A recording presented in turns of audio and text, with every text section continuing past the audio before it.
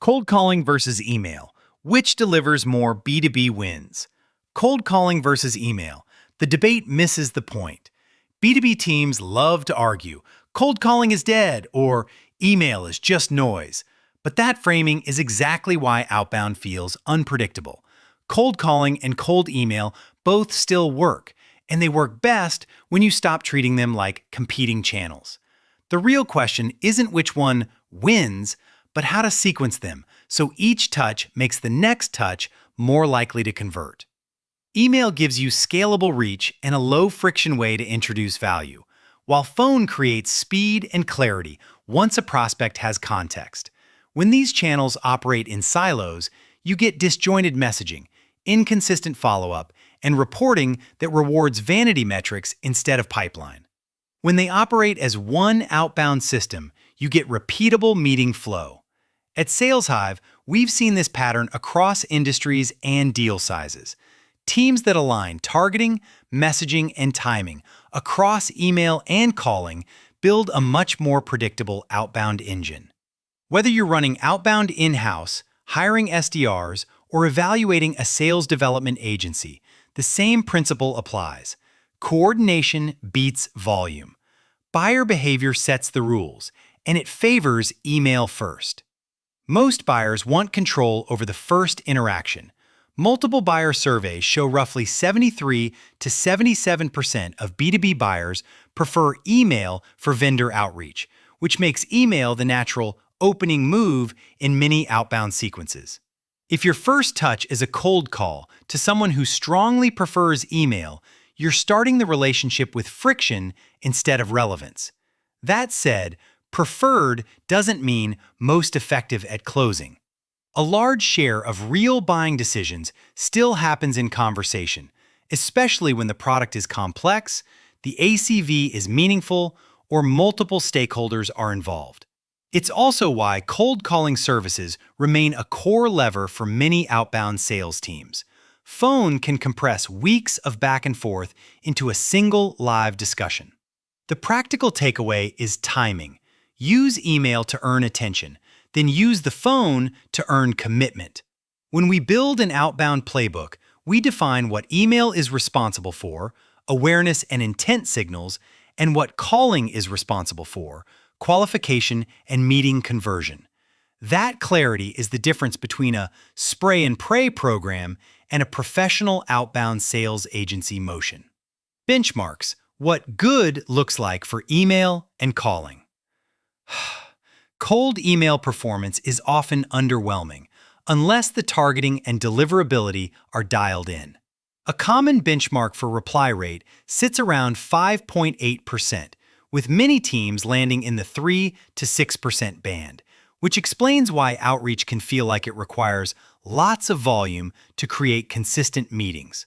Some datasets also estimate it takes about 306 cold emails to generate one B2B lead on average, which is a brutal tax if your list quality is poor. Cold calling benchmarks look similar at first glance, with average success rates reported around 2 to 4.8%, depending on how success is defined and how good the data is. The hidden variable is persistence. It can take 6 to 8 call attempts to reach a prospect, yet many teams stop after 1 or 2 tries. That gap alone explains why many internal cold calling teams underperform. The bigger story is variance. Tight ICPs, verified contact data, and messaging that actually matches the prospect's world can push results dramatically above average, including email reply rates 3 to 5 times higher than typical benchmarks. In other words, average numbers aren't a verdict on the channel, they're a verdict on the execution. Build a multi-channel cadence that creates momentum. If you want more B2B wins, design your outreach like a system, not a set of isolated activities. A strong starting point is a 2 to 3 week cadence with 6 to 8 total touches, where email does the early positioning and calls convert engaged targets into meetings. This prevents the classic mistake of one email blast or one awkward dial followed by silence. follow-up is not optional. It's where most revenue lives. Data commonly cited across sales research indicates roughly 80% of sales happen after at least 5 follow-ups, which means teams that stop at touch 1 or 2 are voluntarily abandoning the majority of their pipeline potential. The goal of a cadence is to make follow-up feel intentional and helpful, not repetitive and desperate.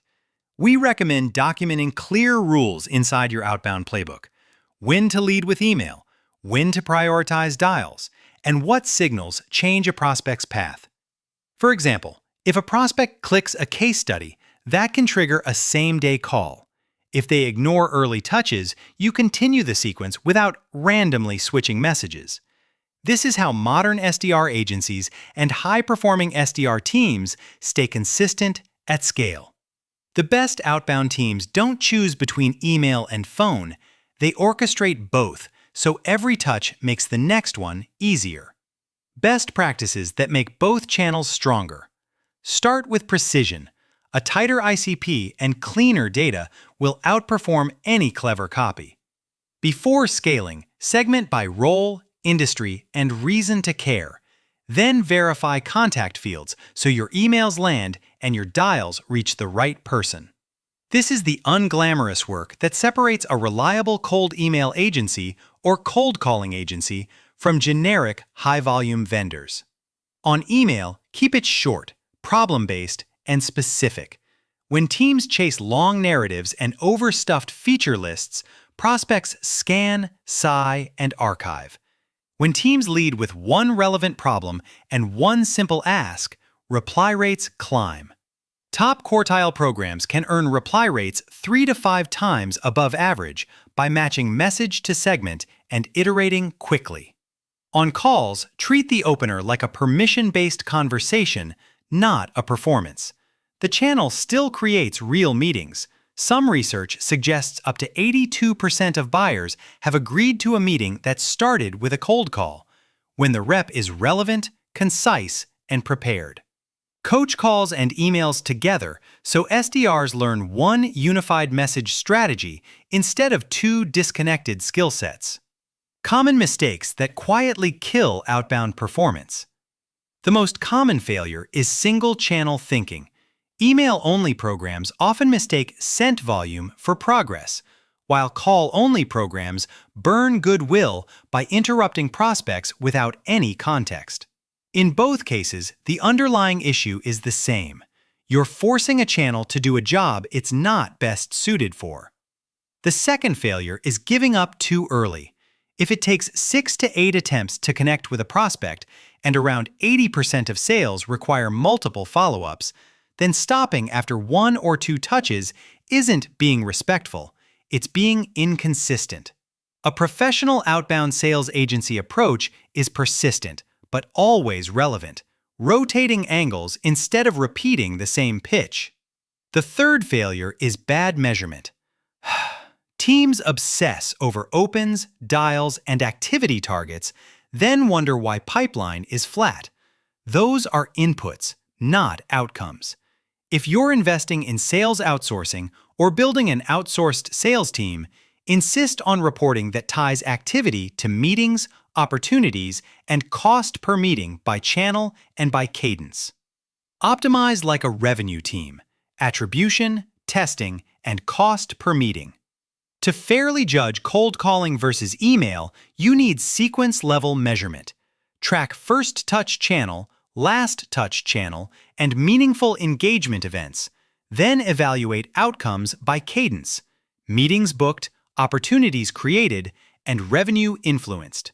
This avoids the trap of crowning one channel when the reality is that combined touches did the work. Next, rebuild your dashboards around business metrics.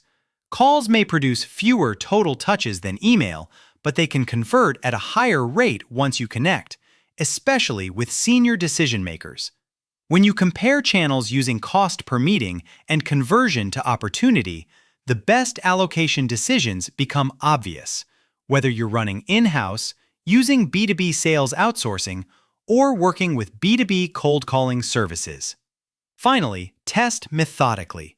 A/B test subject lines, hooks, and CTAs in email, and test openers, positioning, and objections on calls. But keep the core value proposition consistent across both. At SalesHive, we use an AI-assisted approach to personalization and experimentation, so our SDRs spend less time doing manual research and more time executing high-quality conversations. How to choose your next move in 2026 and beyond. In most markets, email remains the best default first touch because buyers prefer it and it scales quickly. But if your deal requires real discovery, your ACV supports human effort, or you're focused on a short list of strategic accounts, phone deserves an earlier role. The winning posture is flexible. Start with the buyer's preference, then earn the right to call by being relevant. If you want to improve results fast, don't start by rewriting templates. Start by tightening your ICP and data. Then ship a disciplined, multi-channel cadence. That single change fixes deliverability, improves connect rates, and makes coaching easier because you can review performance within a consistent system.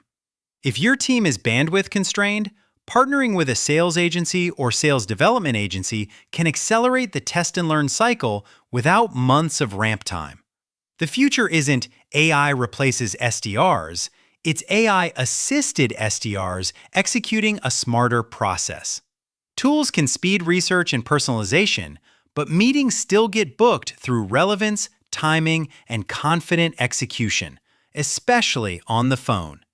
Whether you hire SDRs internally or work with SalesHive as your cold email agency and cold calling agency partner, the blueprint stays the same. One message, one cadence, 2 channels, and relentless measurement against revenue outcomes.